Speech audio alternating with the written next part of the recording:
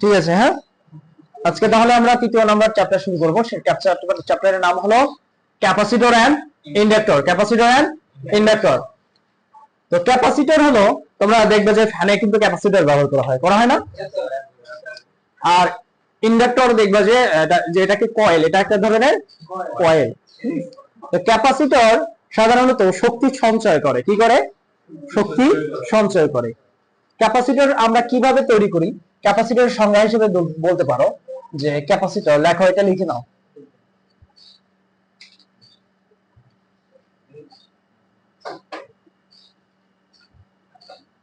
দুটি সমান্তরাল, লেখো, হ্যাঁ লেখো, সবাই লিখো। হ্যাঁ,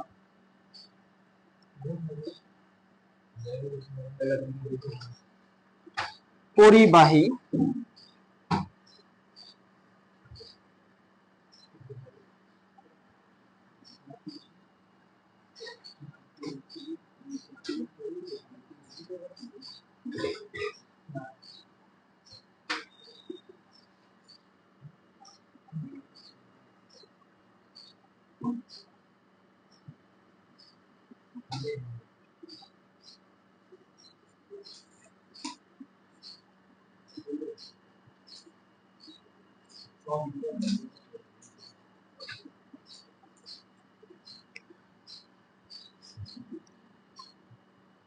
একে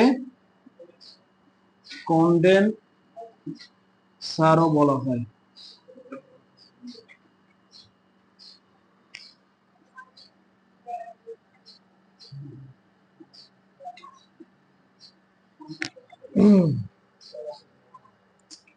একে সি দ্বারা প্রকাশ করা হয়।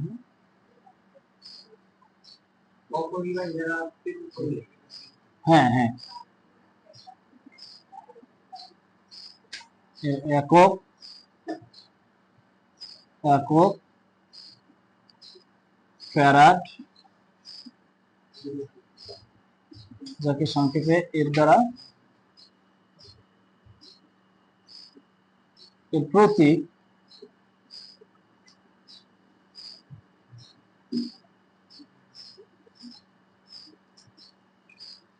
হলো, এটা হলো তার প্রতীক। আগে বুঝো বিষয়টা। তো ক্যাপাসিটর কি করে? শক্তি সঞ্চয় করে। আমরা ফ্যানে কি ক্যাপাসিটর ব্যবহার করি? ক্যাপাসিটর হলো যে দুইটি পরিবাহী, মানে তৈরি হয় কিভাবে, বা ক্যাপাসিটরটা কি? দুইটা পরিবাহীর মাঝে অপরিবাহী দ্বারা যদি আমরা এই দুইটা পরিবাহীকে পৃথক করি, সেটাই হবে ক্যাপাসিটর। ধরো দুইটা আমরা তার ব্যবহার করছি, এই দুইটা দ্বারা আমাদের কি ভোল্টেজ সাপ্লাই আছে, বুঝছো? মানে লাইনের সাথে সংযোগ আছে। এই তারের মধ্যে, যে মাঝখানে যে একটা অপরিবাহী হিসেবে কাজ করবে, সেটা কি হিসেবে কাজ করবে? বাতাস কি অপরিবাহী না? অপরিবাহী হিসেবে বাতাসটা কাজ করবে। তো এটাও একটা পরিবাহী, কি ক্যাপাসিটর ন্যায় আচরণ করবে। এটাও একটা ক্যাপাসিটর ন্যায় আচরণ করবে। ক্যাপাসিটর কি হয়? ধরো এখন তুমি একটা সাপ্লাই দিছো, এটা কি পজিটিভ চার্জ থাকে না এখানে? এটা নেগেটিভ চার্জ। এই পজিটিভ চার্জ গুলো কি, নেগেটিভ চার্জ গুলো এই দিক দিকে, আর পজিটিভ চার্জ গুলো এই দিকে যায় নাকি? একে অপরকে আকর্ষণ করবে। কি করবে? একে অপরকে আকর্ষণ করবে। পজিটিভ চার্জ গুলো এইদিকে আসে, আর নেগেটিভ চার্জ গুলো এইদিকে যাবে। হ্যাঁ, দেখো তো, এটা একটা পটেনশিয়াল ডিফারেন্স ছিল না? পজিটিভ নেগেটিভ পাইছো না? এখানে একটা ভোল্টমিটার ধরলে কি ভোল্টেজ পাই না আমরা? এটা কত ভোল্টেজ? সেম ভাবে দেখো তো, এখানেও একটা আর এটা একটা পটেনশিয়াল পার্থক্য তৈরি হয়েছে না? দেখো তো, বিভব তৈরি হয়েছে না? এখানে তুমি একটা ভোল্ট ধরো, ভোল্টমিটার ধরো, এখানে একটা ভোল্টেজ পাবা, এখানে একটা ভোল্টেজ পাবা। এখন সেই ভোল্টেজটা কি কত পাবা, সেটা বিভিন্ন ক্যাপাসিটর। যেমন আমি তোমাকে বলি যে ক্যাপাসিটর, যে আমাদের ফ্যান কি করে, ফ্যানটা কি কন্ট্রোল করে না? সরাসরি 220 ভোল্টেজ কিন্তু ক্যাপাসিটর কি ফ্যানকে দেয় না। প্রথমে আগে কি, ওর যে ক্যাপাসিটর রেটিং আছে, সেই রেটিংটার ভিতরে আগে ওই ক্যাপাসিটর কিছু পরিমাণে সঞ্চয় করে, সঞ্চয়কৃত ভোল্টেজের ইয়াটা, আউটপুটটা সে আগে ফ্যানকে দেয়। ফ্যানটা কি স্টার্টিং হয়, স্টার্টিং হওয়ার পরে ওই ক্যাপাসিটরের বৈশিষ্ট্য হলো যে ক্যাপাসিটর একমাত্র ব্যবহার করা এই কারণে যে, দেখো তোমার লাইনে যদি ভোল্টেজ আপ ডাউন হয়, ভোল্টেজ আপ ডাউন হলে কি ভিতরে যে কয়েল থাকে, কয়েলটা পুড়ে যাওয়ার সম্ভাবনা আছে না?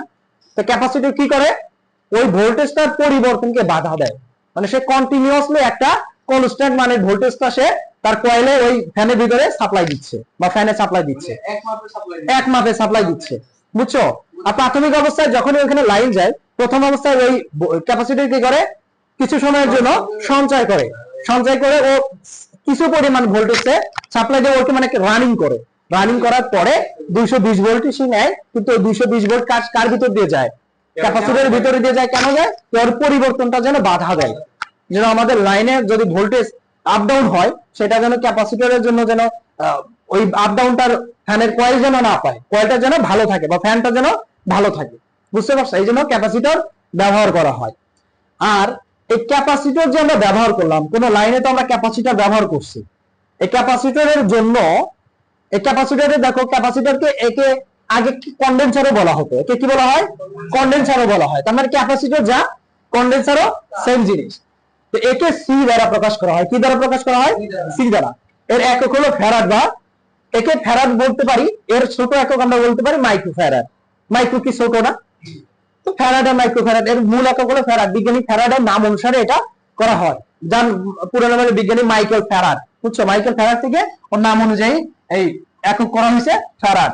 এর প্রতীক হলো এই যে প্রতীক, দুইটা পরিবাহী মাঝে কি অপরিবাহী হিসেবে বাতাস দেখাচ্ছি, তার মানে এই যে একটা পরিবাহী, দুটো পরিবাহী সমান্তরালে রাখছি, এটা কি এর প্রতীক হিসেবে আমরা সব সময় দেখব। আর এই যে লাইনে যে আমরা ক্যাপাসিটর ব্যবহার করছি, এখানে তো কারেন্ট প্রবাহের একটা বাধা তৈরি হবে নাকি? যদিও ডিসি সার্কিটে আমাদের ক্যাপাসিটর আলাদা বিষয়, ক্যাপাসিটর ওপেন সার্কিটের মতো কাজ করে। তো এটা যখন আমরা এসি সার্কিটে, আমাদের যে এই এসি সার্কিটে এখানে ক্যাপাসিটর ব্যবহার করা হয় না, এই ক্যাপাসিটরে একটা ইন্টারনাল রেজিস্ট্যান্স আছে, ইন্টারনাল বা ক্যাপাসিটরের রোধ আছে। ক্যাপাসিটরের যে রোধ আছে সেটাকে বলা হয় ক্যাপাসিট্যান্স রিঅ্যাক্ট্যান্স, ক্যাপাসিট্যান্স রিঅ্যাক্ট্যান্স। সেই ক্যাপাসিট্যান্স রিঅ্যাক্ট্যান্স কে বলা হয়, প্রকাশ করা হয় এক্সসি দ্বারা। কি দ্বারা? এক্সসি দ্বারা। এটা সমান হলো 1 ডিভাইডেড 2 পাই এফ সি, 1 ডিভাইডেড 2 পাই এফ সি। মানে ক্যাপাসিটর তো ওই ক্যাপাসিটরের মান, ধরো বললাম যে একটা ক্যাপাসিটরের মান হলো 2.5 মাইক্রোফ্যারাড, বুঝছো? তো ওর একটা ক্যাপাসিটরের মান, কিন্তু এই ক্যাপাসিটর একটা সার্কিটে কি পরিমাণে বাধা প্রদান করে, সেই বাধা হলো এই হলো এক্সসি, যাকে বলে ক্যাপাসিটিভ রিঅ্যাক্ট্যান্স। তো বাধার একক কি আমরা? ওহম। বাধার একক কি?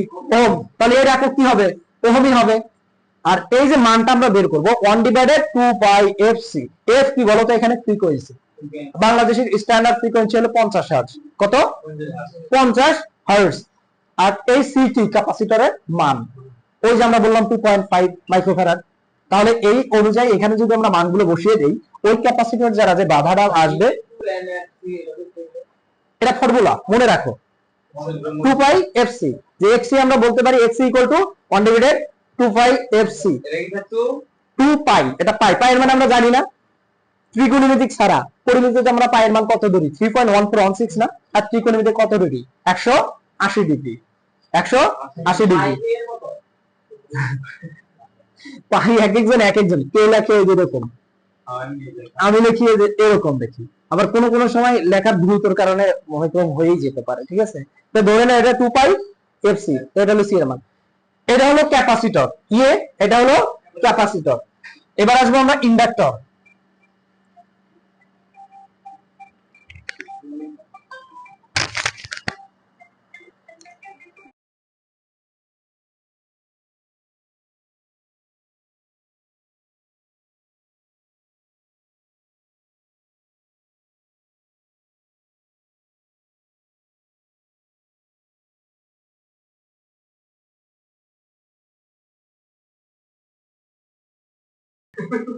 আচ্ছা, তাহলে ওই আমরা ক্যাপাসিটর দেখলাম, আমরা সেম ভাবে এর আগে বলছিলাম কি রেজিস্টর হলো ডিভাইসটার নাম, আর রেজিস্ট্যান্সের যে রেজিস্টরের যে প্রপার্টি সেটাকে আমরা কি বলছিলাম?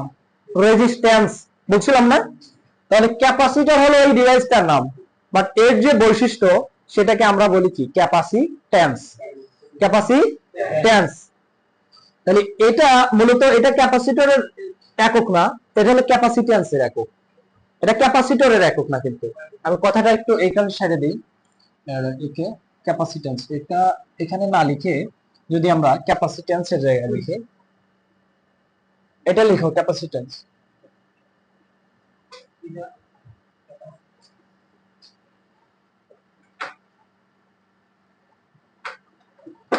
তাহলে ক্যাপাসিট্যান্স কি হতে পারে?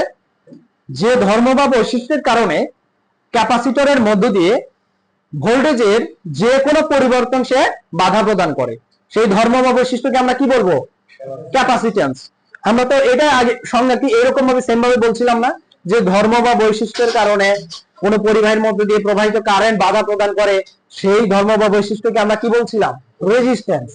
আর এখানে ক্যাপাসিটর কি করে? ভোল্টেজের পরিবর্তন বাধা প্রদান করে, তাই না?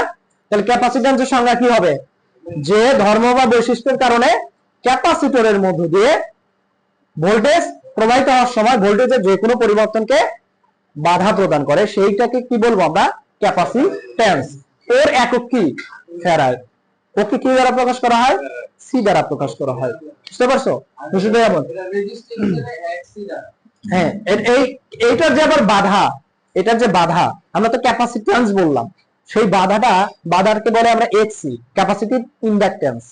ক্যাপাসিটিভ ইন্ডাকট্যান্স, না সরি ইন্ডাকট্যান্স, ক্যাপাসিটিভ রিঅ্যাকট্যান্স। কি? ক্যাপাসিট্যান্স রিঅ্যাকট্যান্স, সেটা মানে এক্সি সমান সমান 1/2 পাই এফসি, যেটা বললাম। এখন আমরা দেখব ইন্ডাক্টর।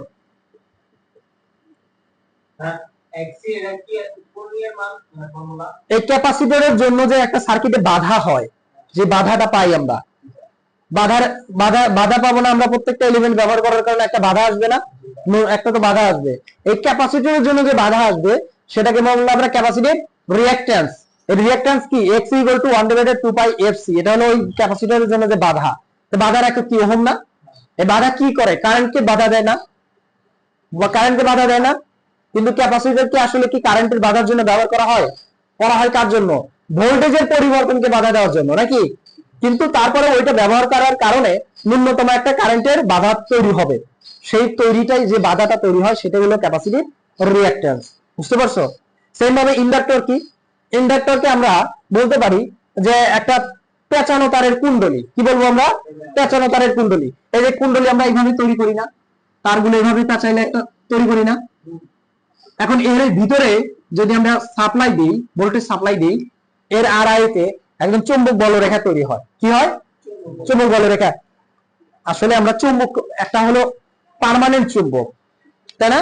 একটা হলো পার্মানেন্ট চুম্বক, যেটা হচ্ছে তোমরা পাও একদম মনে করো যে কালো কালো যে এর মধ্যে দেখছো, ওটা পার্মানেন্ট চুম্বক। চুম্বক আরেকটা, ওটা কিন্তু বেশি একটা শক্তিশালী হয় না, যেটা পার্মানেন্ট চুম্বক, যেটা আর কি। আর যেটা যে তোমার হলো আমরা যে তৈরি করি একটা কয়েলকে, কয়েলের আড়াআড়িতে একটা চুম্বক তৈরি হয় যদি আমরা এখানে সাপ্লাই দিই। এটা কেমন ভাবে তৈরি হবে? কারেন্টের সাথে সমানুপাতিক হারে ফ্লাক্স তৈরি হয়। বুঝছো? কারেন্ট যত বেশি হবে এই কয়েলের ভিতরে ফ্লাক্সও তত বেশি, আর ফ্লাক্স যত তৈরি হবে এখানে কি চুম্বক বলরেখা তত বৃদ্ধি পাবে, চুম্বক আকর্ষণ ক্ষমতা তার তত বেশি। এখন যাই হোক, কয়েল হলো এটা সংজ্ঞা, যে কয়েল হলো কি? ইন্ডাক্টর হলো একটা পেঁচানো তারের কুণ্ডলী। পেঁচানো তারের কুণ্ডলী। আচ্ছা,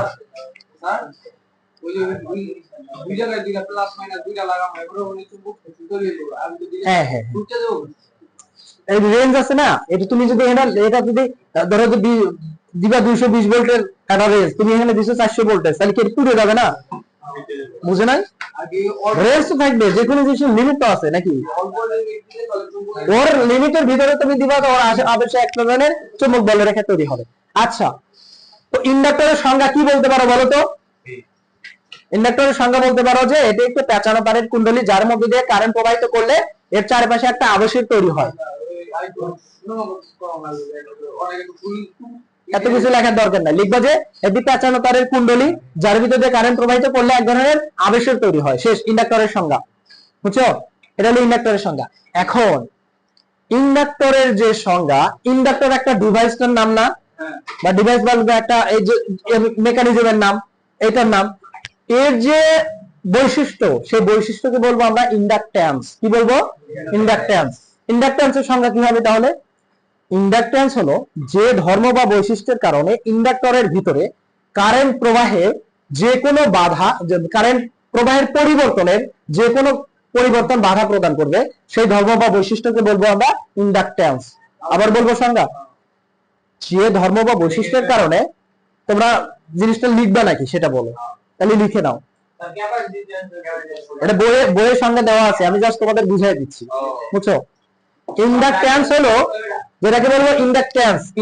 হ্যাঁ,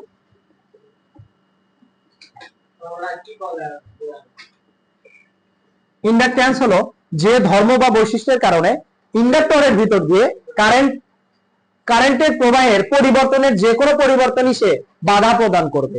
এর আগের বার ক্যাপাসিট্যান্স কি করছে? ভোল্টেজের পরিবর্তন বাধা দিছে। আর ইন্ডাকট্যান্স কি করবে? কারেন্টের পরিবর্তন বাধা প্রদান করবে। তাহলে ওইটাকে আমরা কি বলবো? ইন্ডাকট্যান্স। বুঝতে পারছো? হ্যাঁ, ইন্ডাকট্যান্স সবকিছু সংখ্যায় দেওয়া আছে, জাস্ট বুঝাচ্ছি। এর একক হলো হেনরি। এর একক হেনরি। সংক্ষেপে কি এইচ দ্বারা প্রকাশ করা হয়। বুঝতে পারছো? এর একক হেনরি। এখন এটা যদি ক্ষুদ্র একক বলি, মিলি হেনরি বলতে পারি না? মিলি হেনরি ক্ষুদ্র একক বলতে পারি। আচ্ছা, একে এল দ্বারা প্রকাশ করা হয়। এল দ্বারা প্রকাশ করা হয়। এর প্রতীক কি বলতো? এই যে এটা হলো প্রতীক, এটা হলো প্রতীক। বুঝতে পারছো?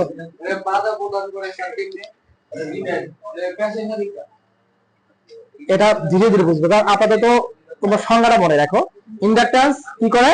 এটা তো মাত্র জার্নি তোমাদের শুরু, ইলেকট্রিক্যাল ডিপার্টমেন্ট না, মাত্র জার্নি শুরু। এখন থেকে তো অনেক কিছু জানবা না, ধীরে ধীরে বুঝবা সবকিছু। বুঝছো? ওইটাই তো, ওই মেকানিজম তো পরে বুঝবা, ঠিক আছে? বাধাটা কিভাবে তৈরি হবে। আচ্ছা, ইন্ডাকট্যান্স তাহলে এটা। এখন বলো তো, ইন্ডাকট্যান্স আমি সংযোগ করছি, ইন্ডাকট্যান্স আমি তৈরি করছি, ইন্ডাকট্যান্সকে আমি কি কারেন্টের একটা বাধা তৈরি হবে না ইন্ডাকট্যান্সের জন্য? ওই যে ক্যাপাসিটরের যে বাধা তৈরি হলো, এই ইন্ডাকট্যান্সের যে বাধা, সেই বাধাটাকে বলে ইন্ডাকটিভ রিঅ্যাকট্যান্স। কি বলে? ইন্ডাকটিভ রিঅ্যাকট্যান্স, যাকে এক্স এল দ্বারা প্রকাশ করা হয়। এই ইন্ডাকটিভ রিঅ্যাকট্যান্স সমান কি জানো? 2 পাই এফ এল। একে এল দ্বারা প্রকাশ করা হয় না? আমি বললাম যে এই ইন্ডাক্টরের মান কত? বললাম যে 5 হেনরি, 10 হেনরি, নাকি? সম্ভব না আসলে।